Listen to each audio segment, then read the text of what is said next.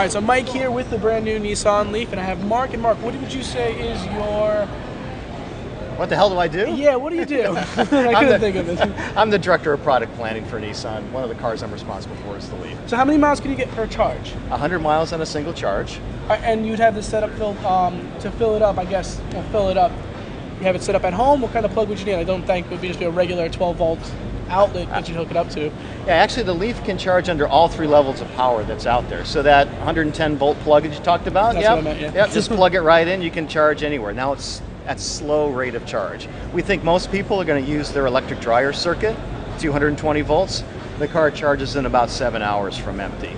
But there's also something called DC fast charging. 0 to 80% state of charge in 30 minutes. Oh, really? Yeah. So you could, now on the DC charge you were just talking about, how many miles would you be able to get per charge at 80%? Yeah, you're about 80 miles, so it's very linear in that one, so it's good. And we actually stop it at 80% because at that point, then we have to slow it down because of charging times and speeds and the battery. We're always being very sure to be very cautious of the battery and make sure that folks have a good experience. Airbags, crash test worthiness, all those things that no worries. There's no worries on the crash test, which is, key at home. We have to. You got to be safe, right? Yes, we have to. Is it front wheel drive? Yes, it is. Front engine mounted? Or how are electric engines configured? I don't think would it be a cylinder? Yeah, you want us to open up? Yeah, sure. So can you tell me what we're looking at here? Yeah, sure, what you're looking at. People always ask about this. They say, oh, this looks like a valve cover for a motor. It's not. Underneath there is some electronics, the actual inverter, which takes the power and makes it into direct current from alternative current, goes in. The electric motor, you really can't see it, it's down below. The battery pack, you're actually sitting on it. Front seats and rear seats is where the pack sits. So right in the center of the car, completely protected by the frame of the vehicle itself. And actually from a weight distribution standpoint, putting 600 pounds right in the center of the car really improved the handling. Yeah, this car is what we call the SL. The big differences in the SL versus the mid-range car is this car has a backup camera. And if you look back on the spoiler there, we actually have a solar panel. Oh, really? So I guess you can just say, go around and take a look at that. Does the solar panel help with its charge at all, or is that just just in case you're on the road? No, actually the solar panel does provide some energy. The 12-volt battery that was up front, that 12-volt battery does things like if you needed your flashers without turning the car on, or you run to run your accessories. Well, this solar panel actually sends a trickle charge to that 12-volt battery to keep it charged. So basically, you could run the electronics within the car without turning the car on just by the solar power, sort of say? Well, yeah, the 12-volt battery is where all that power comes from, but it gets some charge from that. It gets charged from the sun. Yeah. That's good. Can you tell me where Nissan came up with the design, as in the tail lights, the headlights, sure, the actual body configuration? Yeah, we were trying to do a couple of things. One, from a packaging stamp, we wanted to make sure it was a 5-passenger, hatchback design, lots of utility. The rear seats fold flat, so you could put a lot of stuff back here. Actually, the design itself, all about aerodynamics, because the most energy used on any car is pushing it through the air. So we wanted to make sure the car was as slippery as we could. So it's completely sealed underneath, just like an F1 race car. It's completely sealed. The coefficient of drag is about 3.3, so pretty slippery. And everything was designed to do that. The LEDs that we have here on the tail lamps and on the headlamps, LEDs actually pull less energy than a normal halogen headlight or other. So again, all choices, they look great, but they also use less energy. Right now, you're telling me, 5 full-grown adults, ranging about 200 pounds each, let's just say. Right. Would it slow down the car at all, since it's a brand new electric? Let's just say, because I remember I used to have a Power Wheels. They had 2 people in it. It went a little slower than it would normally go if only 1 person. I hear you. What people, we've had 40,000 test drives with this car with real consumers out there all around the country. What they come away with when they drive this car is they usually say one of 3 things. Gee, it's fast. Boy, it's really quiet. And it drives like a real car. So they say one of those 3 things. It's really fast because electric motors, that acceleration that you feel is torque. And it's 100% torque the moment you touch the throttle. That's what an electric motor does. So there's no lag in it compared to any gas-powered cars. It's great for New York traffic because you can scoot in and out, beat those cabs, especially off the light. You'll be first. There's no question. Yeah, one of the things we did when we were designing the Leaf was, of course, being zero emission, no gas, no oil ever, and not even a tailpipe, we said, what else can we do? We talked about the solar panel earlier, but all the fabrics, the headliner, parts of the instrument panel are actually made out of recycled water bottles. So not only are you user-friendly and economically friendly, well, you're just friendly in general. We're trying to use recycled materials. The bumpers, front and rear, are made out of recovered plastics. So you're telling me, in case I get rear-ended, it wouldn't be that expensive to fix?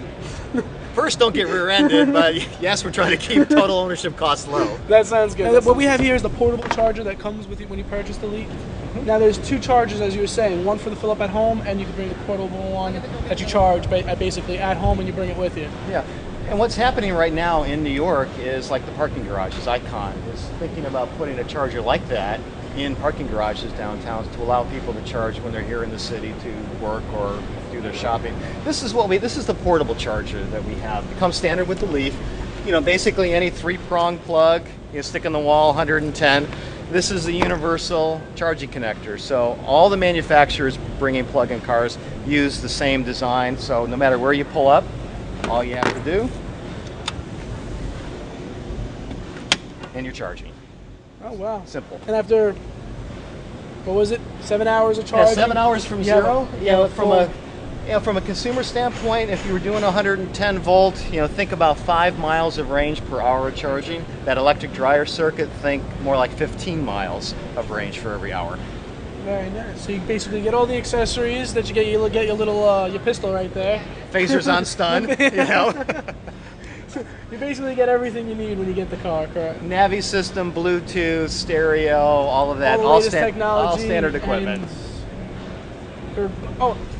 One thing we didn't touch up on, price. Yes. Where would we, especially in the New York area, where would we be around about bringing one of these home? Yeah, this car, as it's equipped here, is a little over $35,000, but that's before the federal tax credit that's available. There's a $7,500 tax credit, which brings the price of the car down about $27,000. Oh, so you get a very, very good price. Not to mention you save on gas prices, especially since they're skyrocketing at this point in time. Your light bill is going to be a little high.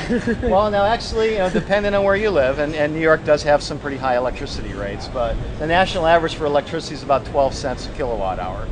You'd spend less than $3 to go 100 miles. Oh, wow. So think of it in the long run. You're saving a lot more than just... A lot more. And what about wear and tear as the mileage does increase? Servicing stations will probably be equipped at every Nissan dealership. Yeah. And no worries on how the electrical motor will stand up. How long will the actual battery, how many years do you get actually warranty on the battery itself? Yeah, we have an 8-year, 100,000 mile warranty on the battery. So again, we think that's going to take care of, if anybody's got that worry, that's more than enough time. Actual life of the battery, it's got a life in the car, and then it has a second and maybe third life outside the car. Does Nissan itself install this, or do you just bring it home and you put it in yourself? Really, it's up to the consumer. If you want us to do everything for you, we will. We'll actually send somebody by your house. We'll give you a written estimate of what it takes to actually install one of these. And then we'll send a certified electrician to handle the permits and all the things that you need. So we'll do it soup to nuts for you if you want. Or you can actually cash and carry. Take this and have your brother do it as long as he's a certified electrician. Oh yeah, I hope so. So just like the portable one, it works just as good, actually no the same plug runs 110 or 220 through the same. This difference is it has to be hardwired into electric service. So it's basically in the wall. Yeah, so that same circuit that you use for your electric dryer, that's the one you need. It pulls, and we want you to have a 30 amp circuit on a 40 amp breaker. That's the electric code that you can plug it in and away you go.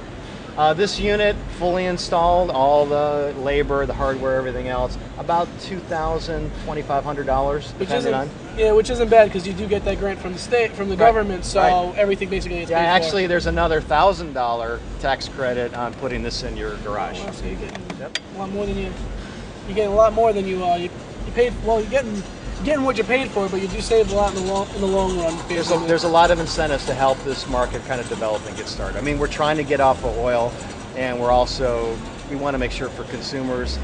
Right now, you usually pay more for advanced technology. What we're trying to do is make it the same. Right. Make it the same. All right. Well, thank you yet again.